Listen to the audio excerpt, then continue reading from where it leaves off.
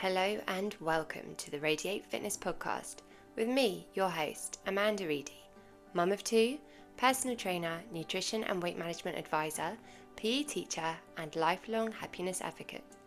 This is a podcast for you, the busy mum, where we'll talk about ways to prioritise your own fitness, health and happiness, because if you feel great, you thrive, and so does your family. Let's get started. Hello and welcome. This is our first episode of the Radiate Fitness Podcast. I'm so pleased to be here with you. Thank you for listening. Let me introduce myself. I'm Amanda and I am the host of the Radiate Fitness Podcast. Today's first episode is just going to be a time for me to really introduce myself and explain why I'm here, how I got here and what to expect from this podcast in the future. So firstly, what is Radiate Fitness? So Radiate Fitness is my business that I've set up in the past few months, and it's got one aim, I've got one mission. And my mission is to empower mums to prioritise their health and happiness, enabling them and their families to thrive today and in all their tomorrows. So this is really to give mums the opportunity to find out what makes them feel great, what makes them be the best version of themselves, and to help them embody these things, healthy habits, lifestyle choices, the way they feel about themselves, the way they think, mindset, that kind of thing, health and fitness especially, and discover what makes them happy, and to try and encourage mums like you to do more of these things, because if you can do things that make you feel good, then you can be the best version of yourself for you, which is firstly the most important thing, because if you feel great, then you've got more capacity to help those around you that you love and want to be with. So that is really my main goal in my business. But a bit about myself to start with, so that you know who's talking to you and why I'm here. So I am, I've got many hats, as most of us do, but I am a personal trainer, a nutrition and weight management advisor. I'm also a PE teacher, and I'm also a mum of two and married to my husband Chris. So I'm based in Surrey, and as part of my job I run one-to-one personal training sessions in person and online, and small group sessions too, to wonderful women who want a little bit of help in feeling fitter, healthier and better about themselves. I've also got something called the Mum OT, which is the Mum Overwhelm Toolkit. This is a 4-week program where I can help you come up with ideas and ways to make small changes in your life which help to improve your health and happiness.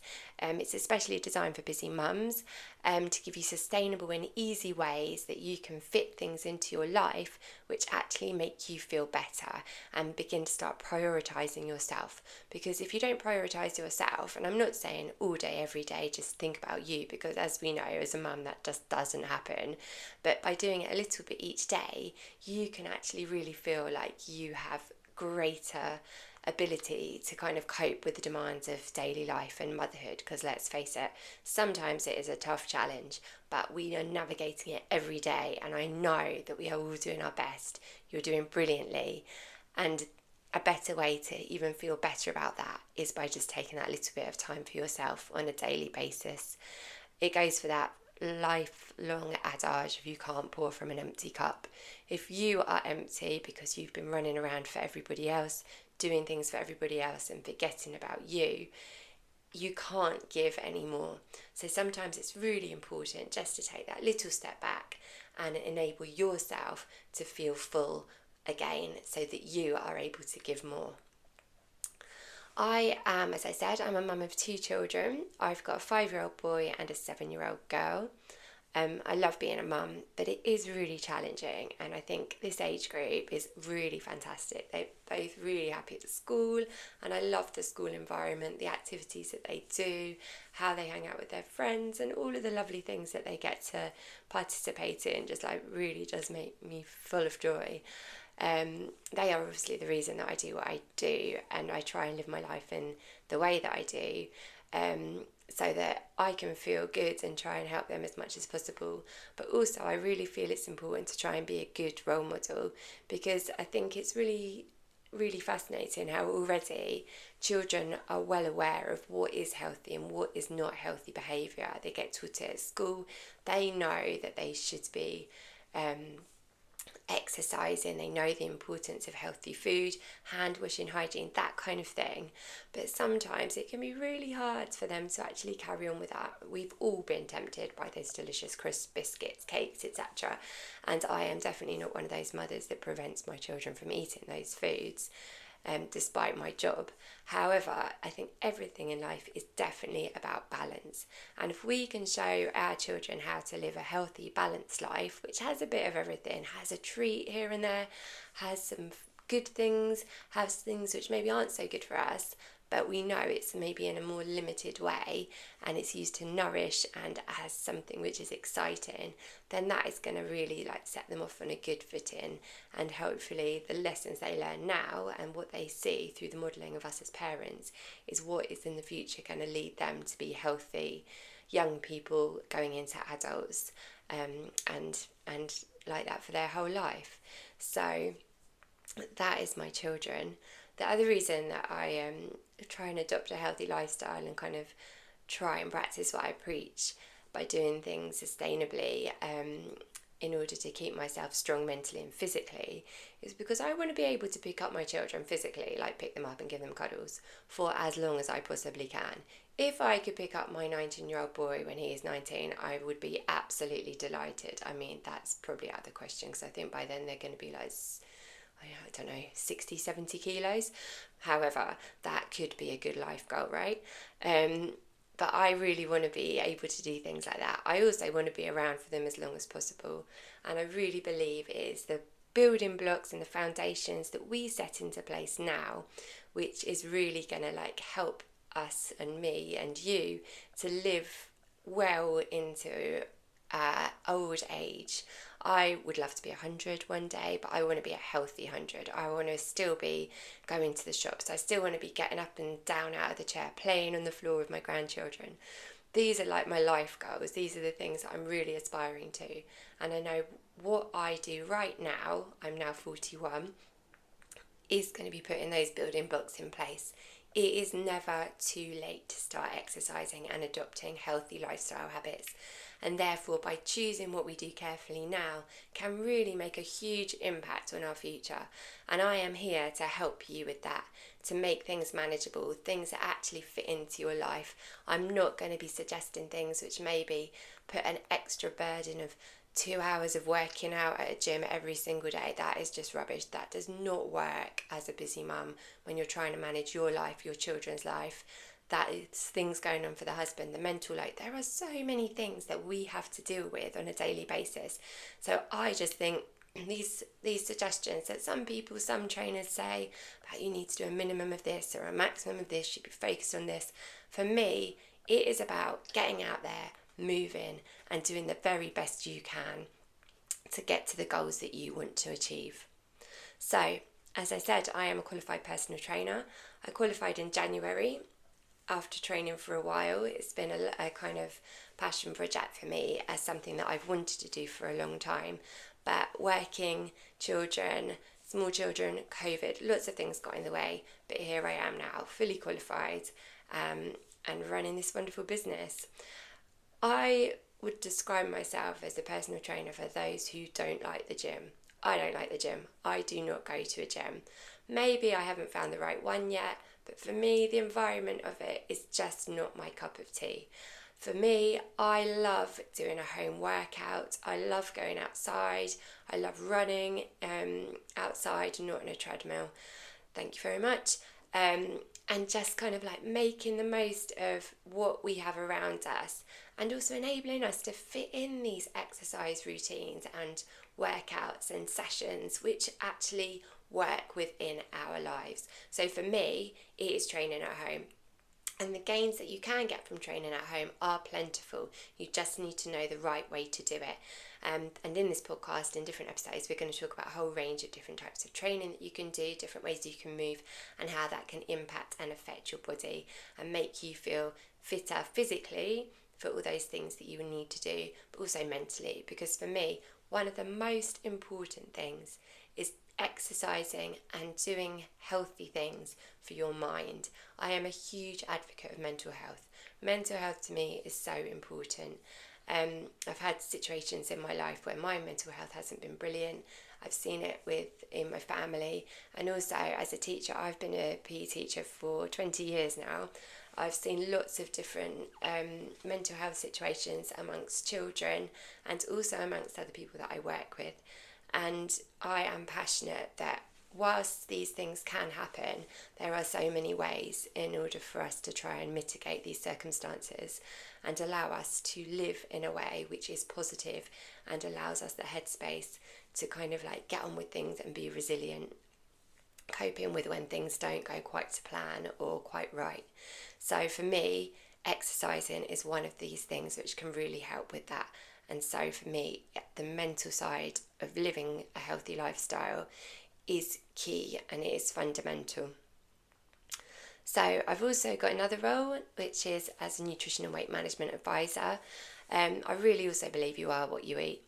And don't get me wrong, I do not just eat the healthiest of food all the time. I eat a healthy diet. I always try and make sure I get enough fruit and veg in my diet. I try and eat as much protein as I can in order to build my body, and that is especially important at my age as well, and I realise that. And nutrition changes over time. I think I look back to my 20s and when I was at university and when I moved away from home, and my diet then probably wasn't great. I think I definitely drank a little bit too much, and I would just eat pretty much what I wanted and didn't really cast a second glance at it. But now I know that if I eat well, I genuinely feel better. And the effect of different foods on your body, how they affect your mood, your energy, even your self-esteem, and how you look at yourself in the mirror, and how you go out and present yourself to everybody else. What you eat can really, really change how you feel. And therefore it's really important to make sure you are nourishing your body and what you put into your body is effective and helpful for what you need.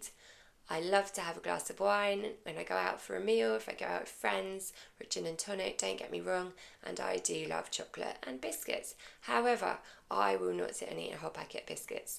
I just don't think I could anymore. Maybe when I was a bit younger, but I do make sure that I put in the majority of good stuff. And if I do have something which maybe isn't seemed as really, really healthy, I don't get upset about it. I don't punish myself or be really angry. I just make sure that I enjoy it because I know it is a treat. I know it is something good for the soul. I love baking, and one of my favourite things to make is chocolate caramel shortbread, and that is probably one of the worst foods that you can have. However, it is a great thing to have sometimes and to share with other people. And I think as long as we know that, and as long as that you are kind of building your body in a way, and again trying to do the best you can whilst enjoying yourself. Life is about living and having fun. It is not a problem to have something like that every now and again. So I can advise on good nutrition, good weight management, and it's all about healthy things that you can do and the balance that you give yourself. So as a PE teacher, I have seen a whole plethora of different things.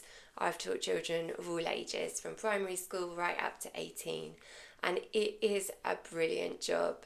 I know that people have got very mixed views about PE and PE teachers from their youth and their experiences.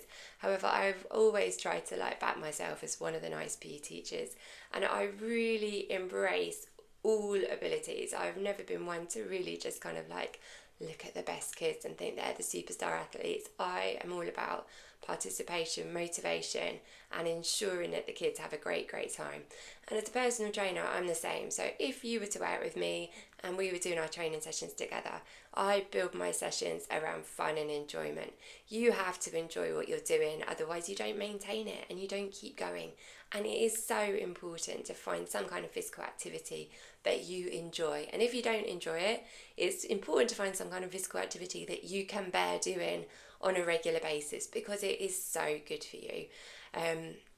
I'm sorry to get a little bit preachy about it, but I just really, really am passionate about it. My main goal as a PE teacher has always been for all the children that I teach and young people to find something that they will try and do in the future, and to realise the benefits of it in order to try and get them to carry on long into the future, to keep them healthy and fit. The other thing I'm really passionate about is that girls in particular get opportunities inside and outside of school for school sport, and that it's a space for them to be in. Likewise, taking part in physical activity, sport and exercise is a space for women to be in. I think whilst things have massively improved, there is still some stigma around this, and opportunities are not necessarily equal.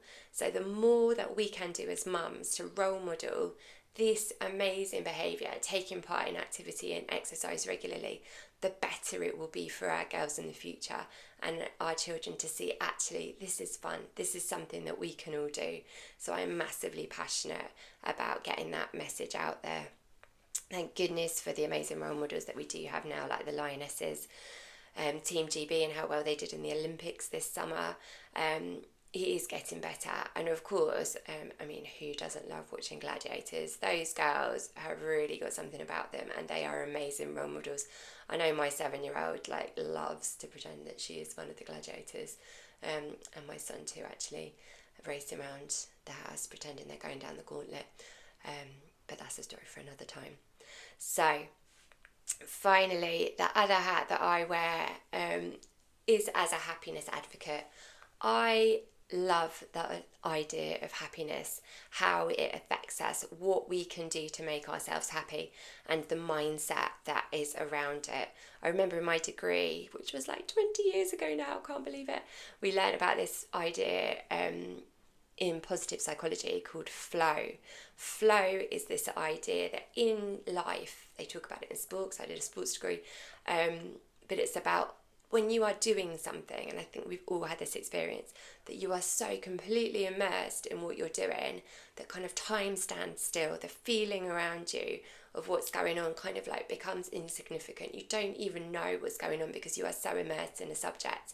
Quite often, sports people, elite sports people, feel this when they are performing and participating, they are so involved in what they're doing that they don't see anything else going around them. If you think you're running a 100-metre sprint, all that you can see is the finish line. All that person is thinking about is running as fast as they can.